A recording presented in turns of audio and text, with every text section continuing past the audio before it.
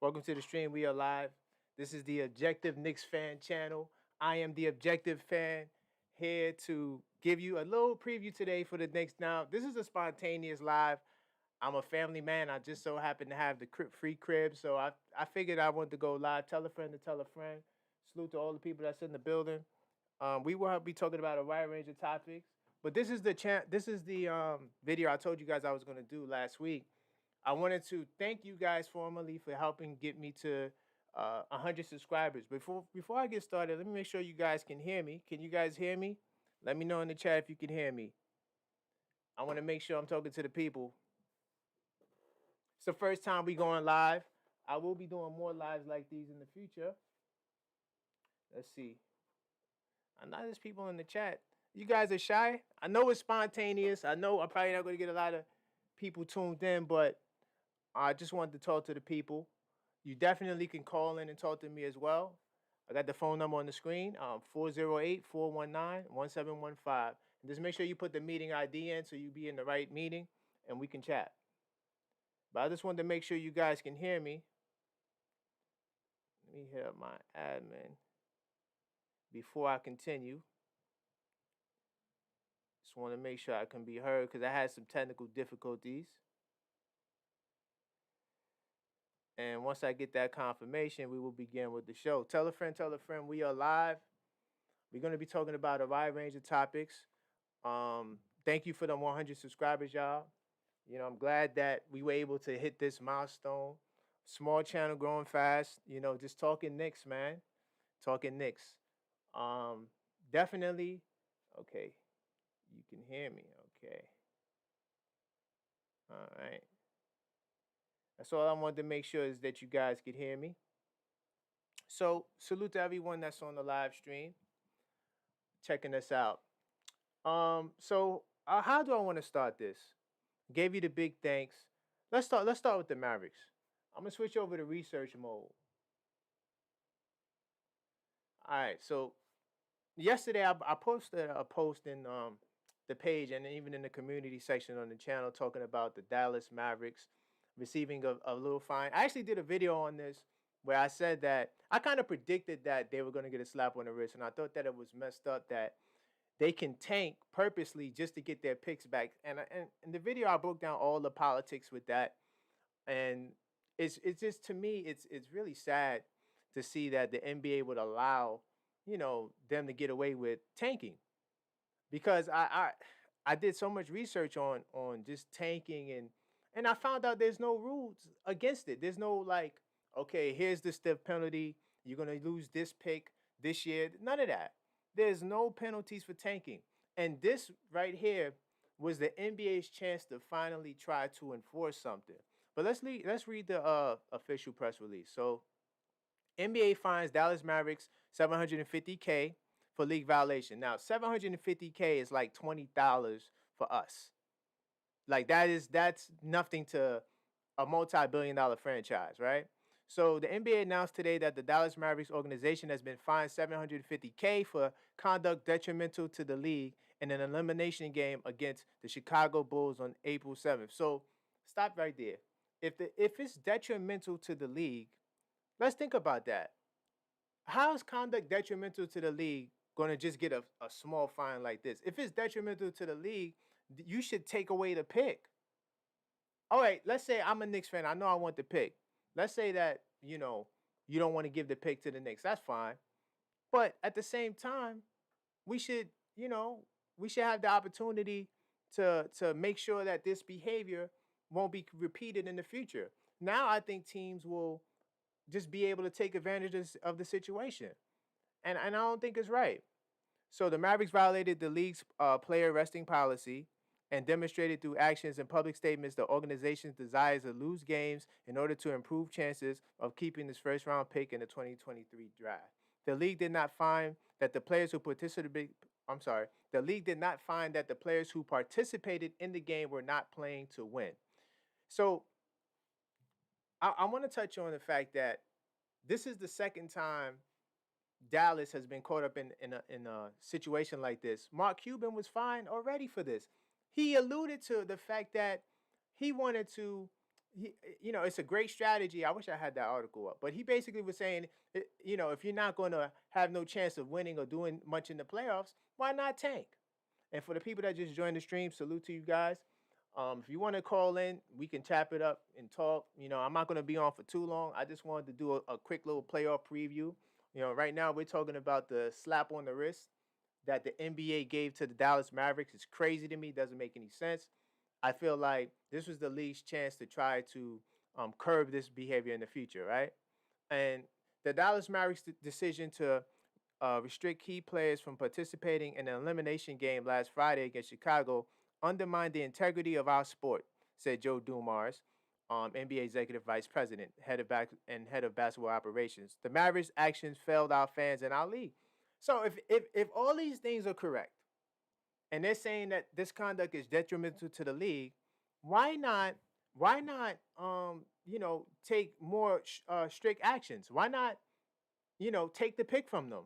Say, hey, you guys were trying to take the pick from the Knicks. I say give the pick to the Knicks, but let's say you don't want to give the pick to the Knicks. That's fine, but let's do something about this, because what's going to happen is you're going to have future owners and future situations doing the same thing, right? So let me switch back out of research mode. First time doing this live stream. So big up to everyone in the building right now. Feel free, say something in the chat so I can see you. Say hello. I don't even have the chat pulled up I have the chat pulled up over here. And for some reason I can't see the stream. I know. Let me see something. Let me try something. See if I can get some interaction in the chat, because we got people watching. All right. So let's see. All right. Let's see if I can get some. I want to talk to you guys, man. Feel free to hit the number and make sure you put the meeting ID in, so that way you can be tuned into the right meeting. Let's see if I got any callers. Maybe that's why nobody wants to chat. Let's see. Let's go to the calling platform. All right. So hold on. I'm gonna load up the phones. So feel free to join in and talk to me. We talking Knicks. So I got no one on the line. I just want to make sure I don't have a person left behind. But so like I said, today, we're talking about the Knicks playoff preview. We're talking about the Cavs. Tell a friend, tell a friend. You want to talk Knick basketball and really have good conversation, because there's a lot of I'm just gonna say there's a lot of people that really don't know ish about basketball, and I expose them every day, and I love doing it in these Knicks groups. So now that we got the Mark Cuban debacle, Dallas Mavericks, NBA cheat codes out the way, I do want to touch on, let's go back to research mode so we get some people in the building. Let's go back to research mode. I want to talk about the game today. So this is ESPN's website, and of course we're not the favorite to win today. They got the Cavs ahead, but I hold on, let me refresh it, see if, because ESPN the reason why I like ESPN is because they update their information in real time. So ESPN is pretty cool with how they do their thing. So, but check this out. So Randle's still doubtful. I don't think Randle's going to play tonight. So if Randle doesn't play tonight, don't feel too bad, because I did like the video I did on talking about his health. I'm assuming that he has, at this point, I think that it might be a little bit more severe than a grade 1 sprain. I'm thinking it's a grade 2 sprain. They didn't really give much details at the level of sprain. They just say that, he was working out and he was, good to go. Hold on. Do we got somebody on the? I hear some background noise. Hold on. I think we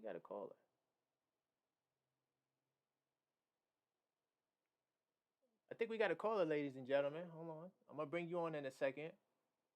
I'm trying to figure out, why is this show like that? It's like people just call in and they just jump on the mic. I don't want that. Let me see if I could change that right quick. But yeah, definitely call in. I'm gonna go to the call in a second. Yes, hello. Who is this? Where you calling from? Hello, can you hear me? Oh, okay, I got you now. Hello, can you hear me? Oh, how you? How's it going? I think I know who you are.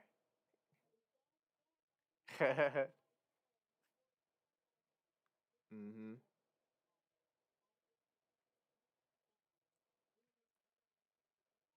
That's what I'm talking about right now. I'm talking about. By the way, I know who this person is, but I like how she's acting like she's a stranger. Salute to that. But we'll keep it going. I'll play along. But yeah, we actually I was just talking about that. Actually, because you were the person that told me that Julius Randle, you don't think that he would be back soon because you have a certain knowledge of ankle sprains, right? And but they said that he actually practiced and he's been playing, but I haven't heard, and maybe there's I'm not sure if there's an update somewhere that he had any contact. So the last thing I heard was, he practiced, but he didn't play. He didn't actually have physical contact. So typically, what the Knicks do is that they'll delay you in coming back because they want you to be conditioned and they want you to play with contact. So it's a great possibility that he could be available. Oh, I'm sorry. Sorry for the background. I just knocked over my. I'm not sure if you heard that, but so yeah. So I'm not sure if he's. It says right here on the screen. I'm not sure if you also are watching on YouTube. And by the way, if you are going to call into the show, make sure you don't have to X out your YouTube. Just mute it so it won't interfere with the stream because that happens on a lot of streams. But hold on. I think I got it now. I got it. I think I know what to do now. Okay. I got it. So now when people call in, it won't just chime in and into because and also there's supposed to be a sound when you did you hear like a sound or anything when you called in or no? Okay, that's fine. That's fine. I'm still working out the kinks with the system, but salute to you for joining, and to all the new people joining. Feel free to call in. Make sure you hit that when you dial the number 408-419-1715. Make sure you put that meeting ID number in. You're gonna need that meeting ID number, and you'll be able to call in. And also, like if you want to copy and paste, if you're on the phone, this information is actually in the description box as well, so you don't have to stress yourself with coming in. But so yeah, you was the one that was telling me about sprains, and I actually did the research on the ankle sprains, and it seems to me that he has either a level one, a grade one, or grade two sprain. Right now, with the grade one sprain, you'll be back in 2 weeks, which possibly is looking like that because he actually was working out. He just didn't have contact, and he has to get his conditioning right. That's typically how the Knicks like to do their thing. They got one of the best training departments in the league, and that's how they do their thing. They don't, they're not going to skip no steps just because it's the playoffs.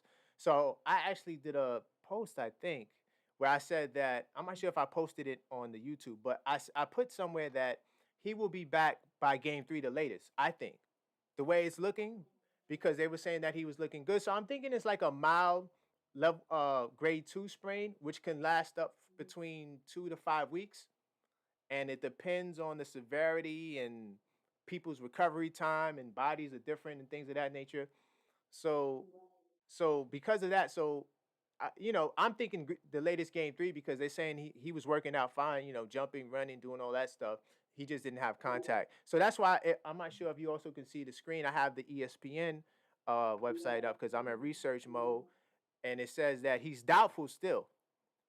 So you know, I I think we can win without him, but it's going to be very difficult because Cleveland has a very big team, and we're going to talk more about that. But um, is there anything else you want to ask? Well, okay. Well, winning the playoffs and winning games and winning rounds, those are all different facets. I think like I think I probably commented it, highlighted this in a couple of videos. Actually, I did in the video when I said that we will go deep. I honestly believe we could beat the Cavaliers. I think we have what it takes to beat the Cavaliers. As far as a possible Milwaukee Bucks second round matchup, I'm not as confident, but it's possible that we can get the job done. We can get the job done. So, but we'll. Yeah, you got it. If anything else, I probably put you back on mute while I go through, or if you want to just hang around, you can. But I'm gonna be going through with the rest of the things I wanted to talk about. And like I said, to anybody listening in the audience, you could always call in. We can talk. We could steer the ship. But right now we're talking about the actual game. And Julius Randle, will he be able to play tonight? He's still doubtful. I'm not sure if he'll be there, but and thanks to that last person who called, I know who she is. But salute to her. And anybody else who wants to call, definitely call in. Let's see. Oh wow, I'm not sure if you guys was able to hear her because I forgot to connect the. Listen, we're gonna have kinks, but now when people call, you're gonna be able to hear them. I forgot to put the desktop mic back on, but that's fine. I'm only gonna be on for a couple of more minutes, so definitely call in. If you got something you want to say, I'm gonna continue. I'm gonna wrap up this Randall point. I'm gonna jump into the next point. As far as tonight's game, if Randall doesn't play, or even if he does play, I think he's going to need a game or two to really get adjusted because the playoffs is another level of basketball. And I hope that by game three, he's back to Julius Randle, killer monster, performer. And I think he will be. I think that they said he's been working out and when you have like I said, when you have a grade one sprain, it's not season injury. It's not necessarily a long term thing. It's something that you can recover pretty quickly with. And even a grade two, it could also be between 2 to 5 weeks. Um, so that's Julius Randle's health. I do want to touch on some things that I think that are also noteworthy with this game. One, Isaac Okoro is also doubtful. Isaac Okoro definitely, in my opinion, is somebody who is probably the third most important player on the Cleveland Cavaliers in this series. The reason why I say that is because he's a very good wing defender. And Brunson had some issues with him at times, but but Okoro is a really good defender. I do think that the fact that the Cleveland Cavaliers haven't been to the playoffs definitely will affect a lot of those guys, the Okoros of the world, the Usmans of the world, the other key guys in their the Garlands of the world, the key guys in their rotation. They don't really have much playoff experience, so I think that that's going to also come into play. But Okoro is a really good defender because he also can match up with Randall. And they like to do creative things defensively. And another thing too, the Cavaliers, they are a really good defensive team. They are definitely elite defensively. I didn't At first I didn't believe the hype, but after really doing some research on them and seeing and paying attention to them, they are a really good defensive team. I know Mobley is a defensive player of the year candidate, and I know Allen is another top defender. So they got two guys, they got three really good, I would say, elite defenders that they can match up with some of our offensive guys. But here's why I think we can beat them. First off, the Knicks is not just a three-man show. They're not. We're not just a three-man show. They say we have a big three. Now, a lot of you guys don't like the three because a lot of you guys don't like R.J. Barrett. But let me tell you something. R.J. Barrett is going to have a good series for us to beat the Cavaliers. Josh Hart is going to have to play well too, and he's been covering for RJ coming in off the bench. Him and Quickley, right? They've been covering for Grimes and RJ when they weren't as efficient or as effective. But at the same time, Josh Hart has never been in the playoffs. Quentin Grimes has never been in the playoffs. So I do think that you're going to need RJ to really be like RJ in this series. Not that he has to average 25, 30, but I do think you need him to average his typical 20, around that much, and even get some assists and get some rebounds. Because that's another thing. Cleveland's also a good rebounding team too. So I do think that you got to have your full team full strength in order to compete with these guys, right? But I'm telling you right now, Isaac Okoro is going to be a difference maker in the series. It's just a matter of this is his first time. Will that hinder him? I think for a lot of younger guys playing in the playoffs for that first time, they kind of get like a lot of jitters and sometimes it might take you a playoffs or two to really get in your bag when it's come time to the postseason. But I'm worried about Okoro. As far as Donovan Mitchell, right, and the Spida Killer, which is Jalen Brunson. Yes, I said Jalen Brunson is the Spida Killer. Don't make me. I am in research mode. Don't make me go pull up um, the fact that the matter they matched up 20 games and they're 10-10. But when you look at the last 10 games, Jalen Brunson has owned Spider's teams and wins. And that's another thing too. Like when I say that he's the Spider Killer, I'm not saying that he's a better player than Donovan Mitchell. All I'm saying is that Brunson has been his teams have been. It's just like when you go to the park, right? When we go to the park, we don't really play one-on-one like that unless I'm just working out with my guys. We like to do certain drills and things like that, right? But when we say we beat you, typically we're talking about my team. My four beat your four. So that's what I'm saying. Jalen Brunson's teams have been beating Mitchell's teams within the past 2 to 3 years. That's all I'm saying. I'm not saying that Brunson is necessarily a better player, has more accomplishments. That's just crazy. But I'm just saying that Jalen Brunson has been willing his teams to victory against Mitchell's teams. And I think that they kind of going to offset each other. I think Brunson is going to be able to match Mitchell's, brilliance and dynamics on offense. I think Brunson can bring that to the table as well. And like I said, he's battle tested. He went to the Western Conference Finals. He was there. Brunson is going to be ready to play. If there's a player that I'm least concerned about, it's going to be Jalen Brunson, right? How long we been on this live? Let's see. I don't want to go too long because I do want people to watch back the live. As far as what other points I want to touch on, we're gonna see. I'm gonna be doing more lives. Definitely. I'm gonna plan it out. This was a spontaneous live. I just wanted to set up the cameras and get on here, but we're gonna have some lives planned where we can actually have topics and try to get some more people on. Hold on, let me see if I got anybody called in. Remember, you can call in. The number is at the top right corner of the screen. Also put in the meeting ID. All right, so we don't have no more callers.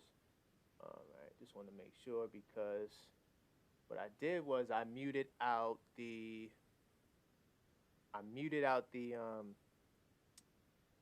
entry, so that way when they come in, they're not, they might have a crazy background. We don't want that interrupting the stream. So, all right, you know what? We touched on the Cavs game 1 matchup, right? Did I get everything I wanted to get out for that? Garland is another guy who I think is important, and Allen as well. Garland has never been in the playoffs. He's their second best player, but he's never been in the playoffs.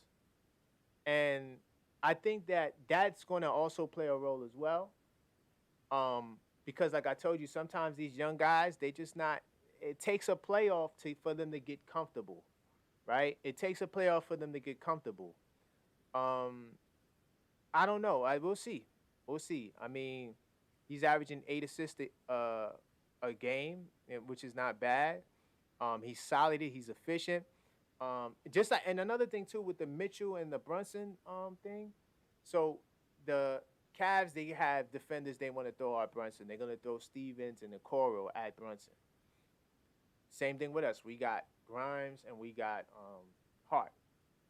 So both guys are going to have good defenders on them, but I do think both guys are talented enough to deal with that. It's the other guys. It's the Garland, who is a guy I feel like we're going to have to really worry about because Garland, he can score. He's a really good offensive player. And if he treats the playoffs like it's just another game, that can come back to haunt us. And Allen is okay, Mitchell Robinson definitely has to neutralize what Allen brings to the table, because Mobley's another big guy. For some reason, and I'm not saying that they're as good as the Spurs, but for some reason, I'm thinking like, man, this is like the damn Spurs all over again. With the Twin Towers. You got Robinson and you got Duncan. Now, they're not as good as Robinson and Duncan, but it's the same kind of deal where you're going to need Mitch. Mitch is going to have to be more than effective to deal with what Allen's going to bring to the table. Allen is a big body who defends, who rebounds, and he can score too. I'm not really worried about Allen's offense. I'm really worried about him dominating the paint and Mitch looking like someone who's not on his level. If Mitch can bring just a little intensity, I think we will be fine. And then Randle, as you can see, he's 10 rebounds a game. He's our best rebounder. Having a healthy Randle is going to help, because Randle's going to bang and he's going to get on the boards too. And honestly, even though Mobley, and this is no disrespect to Mobley is a defensive player of the year candidate. I'm not going to, but I don't think he can guard Julius Randle if Julius Randle is on, especially on the perimeter. Inside, maybe, but on the perimeter, Randle is going to eat him up. Randle is one of the best three-point shooting bigs in the game. And I think that Randle being there too, my last point, and because I don't want to make this stream too long, I want people to come back and watch the stream, because I figured, let me go live instead of doing a video. I could have easily just did a little 10-minute video and got up out of here, but I wanted to do a live to actually see if I get some people on here spontaneously. But Randle, I feel as though, damn, I forgot my point because I'm trying to condense everything. All I'm gonna say is that Randle, he's if he's on, I don't see nobody stopping him. Oh yeah, I got it. Pace.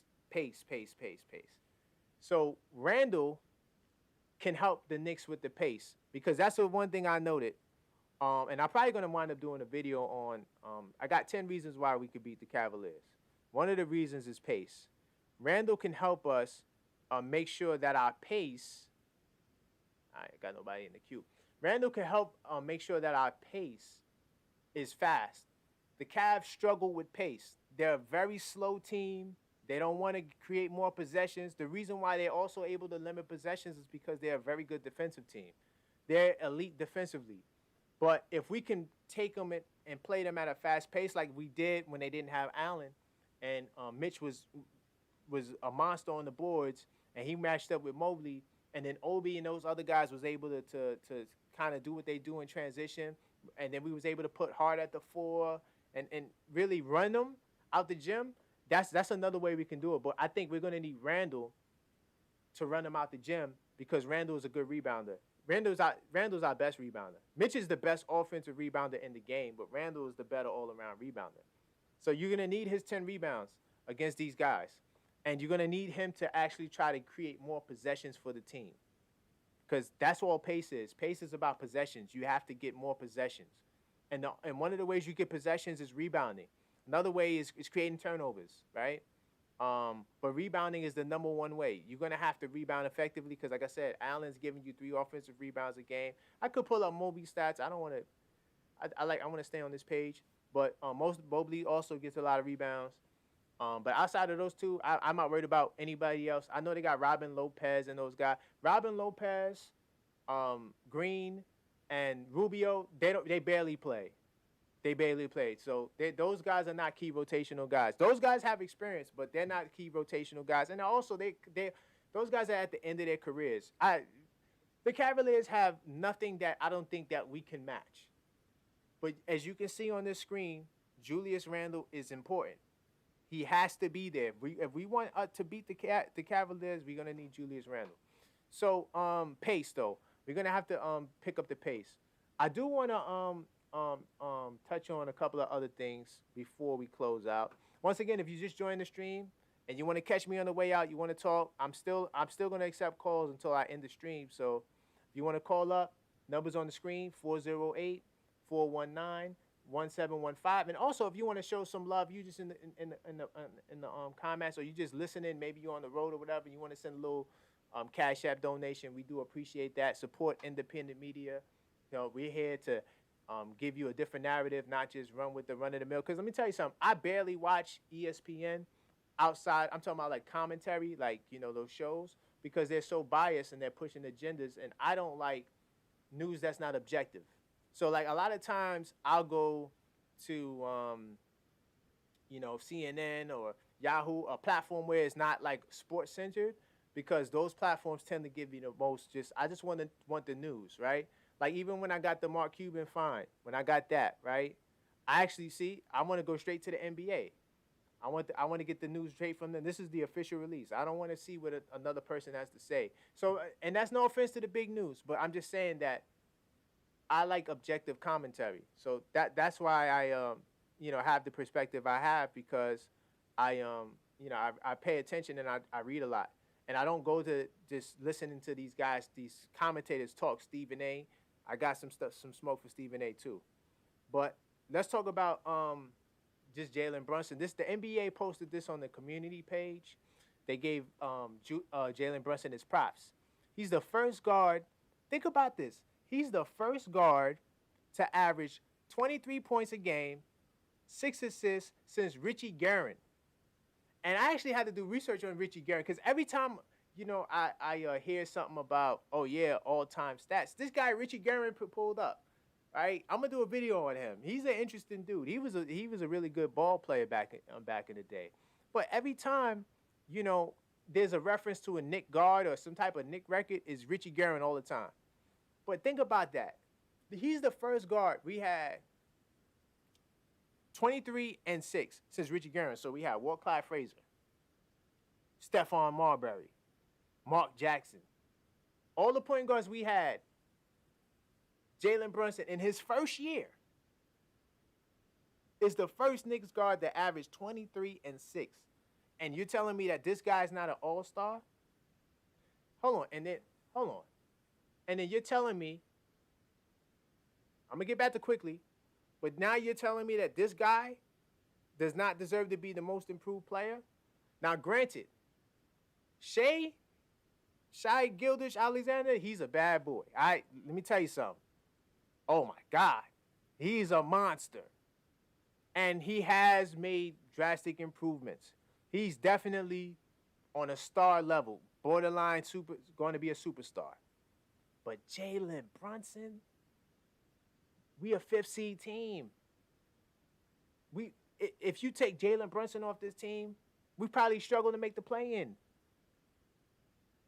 Shai Gilgeous, no offense to him, but what has he done? What have you done for me lately? Janet Jackson. You know what I'm saying? Like, I get it. And I wouldn't be mad if Shai got the most improved. Shout out to Laurie Marketing. He's also a ball player. But once again, when your team is at home with me on the couch watching the playoffs, I'm going to give it to the guy who's actually impacting wins, right? Impacting wins. If you want to give that edge, it has to go to Jalen Brunson, man. What he's done in one season, has been so impressive. I think that it'll be a crime to not give him the most improved player award. So, once again, I'm getting ready to wrap very soon. I'm going to touch on Immanuel Quickley. Immanuel Quickley is the guy who I am most impressed with, probably besides Jalen Brunson. But definitely call in 408. This is like the last call for calls. 419-175. Just a little Knick news update. We talked about Mark Cuban, and the Dallas Mavericks getting the slap on the wrist. Once again, NBA cheat codes. This is how it goes, because now what's going to happen with that, they're probably going to take that pick, trade him, and try to do some type of crazy deal for Kyrie and get somebody in return. It's always like some twisted have you noticed, like, certain franchise always get think about how Dallas was able to get Luka. right? They traded in the draft Trae Young, right, who's a hell of a ball player too. But I think Luka's probably at a higher trajectory right now. But they had Dirk Nowitzki. Then, yeah, they struggled. They worked hard all those years. And then finally they got a championship when they had Jason Kidd, Sean Marion, Tyson Chandler, Brendan Hayward, all those guys, a whole team of veteran guys. Like, magically, they're able to get all this talent. It's crazy to me. So now you fast forward to today, right? They did the KP trade with us, right? And they thought that they won that trade. I think that the trade worked out better for us than it did them, just to keep it funky, because without that trade, we probably wouldn't have got Randle and some of the other picks, and the way we, all of that kind of fell into play for us, right? But, then they managed to get KP. For whatever reason, KP didn't work out, right? And now Luka's seeming like he's not working out, even though he said that he wants to stay. But like his own teammate, Kyrie I remember when Kyrie told the Boston Celtics, I love it here, I'm going to resign, and he was out of there. So I don't really care about what a player says. They're going to tell the media anything. What's going on behind the scenes, only they know. But for them to actually sit inside of a meeting and sit there and say, you know what, we're going to tank. What type of sore, petty loser vibe is that? But they managed to get away with murder. And now they're going to take that 10th pick and probably pair it with Kyrie and try to do a sign and trade. Maybe trade Kyrie to the Lakers 3-team deal. Certain teams always, the Lakers is one. Certain teams are always able to finagle things to get certain assets or star players at any time, at any whim, right? But it is what it is. So we talked about that. We also talked about this channel getting into the 100 subscriber mark. So I definitely want to thank you guys. I wish I had the sound effects and all of that. Next time I go live, I have I have all of the sound effects and things like that. And I don't even got a board, but I have OBS, which is just like a board. I could do all of that crazy stuff. And so thank you guys again for helping me get to 100 subscribers. That's the next goal, is 500 subscribers. And we're working our way through there. And we're going to do another live, possibly. I don't got the flyer on here. Damn. I wish I had the flyer. But I do want to make this announcement. We will be going live. I'm going to do live commentary. I was going to do it for today's game, but today is crazy. I got to make some runs. I'm probably going to have to catch the recording of today's game. But I always, I stay up to date on my ESPN app with the scores and stuff like that. But we will be doing a live commentary, play-by-play, next Friday for Game 3 in the Garden, because it's going to be on ABC. I don't really rock with, like, the commentary outside of MSG. MSG has the best commentary, right? I don't really care for TNT's commentary, because MSG is going to give me the most information about my Knicks. I like how it's just a focused, targeted, live stream. Broadcast where you get all types of insight. You'll get the insight like the whole Jalen Brunson, first guard since Richie Guerin, the average 23 and 6, right? Different things like that. So we will be going live. Definitely, I haven't already have the flyer done. I just don't have it to show you guys right now. But I'm going to have that flyer. I'm going to post it in the community section. I'm going to schedule the broadcast in advance so you can tell a friend to tell a friend. It's definitely going to be going down. Game 3, I think that's at 8:30 or 8 o'clock that Friday. It don't matter. All the details will be on that flyer. So we're going to do that. And then also my last last but definitely not least, Immanuel Quickley. This guy right here, let me tell you something. He impresses me the most. Like I said, probably Jalen Brunson is probably the only guy that's more impressive than me on the team. Now, if Jalen Brunson loses that most improved player selection to Shai, I could see that. But if he loses it to these guys, Malcolm Brogdon and Bobby Portis, both these guys have missed time with injuries. I'm not saying they're not important. I'm not saying they're not 6 men. They're definitely 6 men.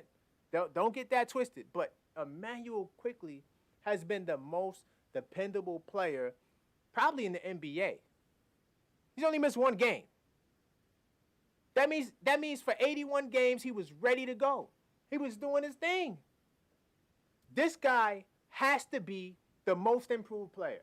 I'm sorry, the sixth man of the year. He has to be. It'll be a catastrophe to me if this guy doesn't get it. When he became a starter, he was averaging 20 a game. He started at the point guard position. He started at the 2 guard.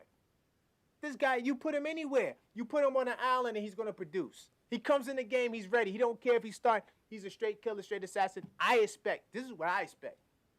He's going to have a better playoffs than both of those guys. And that's no offense to Malcolm Brogdon and Bobby Portis. I like both of those guys. And Bobby Portis was a Knick too. But the bottom line is this. Immanuel Quickley is that dude. And I am going to not boycott, but I will protest the NBA if they don't give this man his sixth man of the year. I don't care about nothing else. I don't care about Brogdon more points, whatever you want to say about points and team success. Yes, Boston and Milwaukee have better team success, but let's keep it 100% funky. If I got rid of Malcolm Brogdon and Bobby Portis off the Milwaukee Bucks, they'd probably still be the top 2 seeds in the East. If I take Immanuel Quickley off the Knicks, we'd be in the play-in tournament, guaranteed. So I just want to wrap with that point. Last but not least, Immanuel Quickley better be sixth man of the year. And that's all for this stream. It was great rocking. Thanks to everybody who stayed on. And to all the people watching it again, I try to keep it short for you guys. But we will be doing more lives. And until next time, let's go Knicks. Let's go. Big game today.